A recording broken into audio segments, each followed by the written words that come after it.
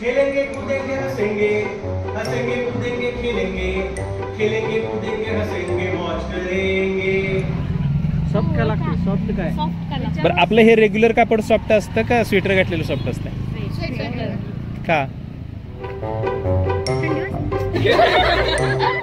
थंडीचा सॉफ्टनेसचा काय संबंध आहे सर? याच्यावरती अशी हेअर्स अशी ग्रोथ आहेत ना.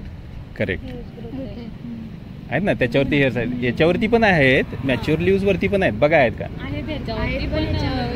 हा आता काय झालं, हे डिस्पर्स झालं ना, लांब लांब गेलं, त्यामुळे हाताला एवढं जाणवत नाही. आणि हे जिथं तुम्ही घेतलंय ते सगळे एकत्र आल्यामुळे हाताला जाणवायला लागलं. हेअर्स का असतील सांगा आता? तर हेअर्स असतील तर काय झाडाला फायदा होईल का तोटा होईल? फायदा होणार.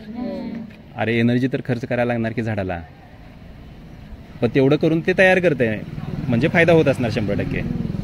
काय फायदा होईल असेल? स्वेटर मधलं पाणी लवकर वाळत नाही. करेक्ट आहे. मग याला एक फायदा तर तो होत असणार आहे की याचा रेट ऑफ ट्रान्सपिरेशन कमी होईल. आणि काय फायदा होईल? सापडला नाही? गेलं इधर आहे, इधर. ते आपल्याकडे एनसीसी वाले कोण कोण आहेत? दोघे आहेत ते. आपल्याला म्हणतात ना sun down sleeves down. Camp मध्ये काय सांगतात? Sun down sleeves down. Sleeves down म्हणजे हातुपे खाली, म्हणजे फुल हातुप्याचे ड्रेस घालायचे संध्याकाळ झाली सूर्य मावळला की. का? मच्छर चावतात. कपडे घातल्यावर का नाही चावत?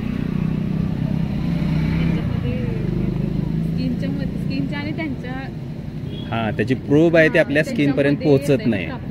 ते शर्टवर बसून कपड्यावरती बसून चावायचा प्रयत्न करते पण ते आपल्या स्किन पर्यंत पोहोचत नाही. मग आपलं प्रोटेक्शन झालं. प्लांट्सला असा फायदा होत असेल का?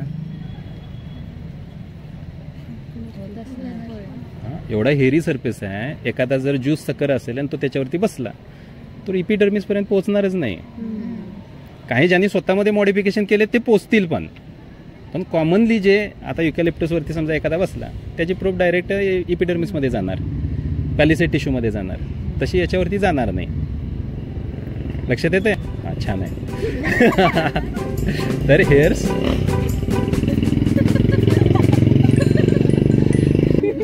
ओके, तर हेअर्स असल्यामुळे त्याला हे दोन फायदे आहेत. एक तर रेट ऑफ ट्रान्सपिरेशन त्याचा कमी होईल आणि दुसरं त्याचं प्रोटेक्शन वाढेल.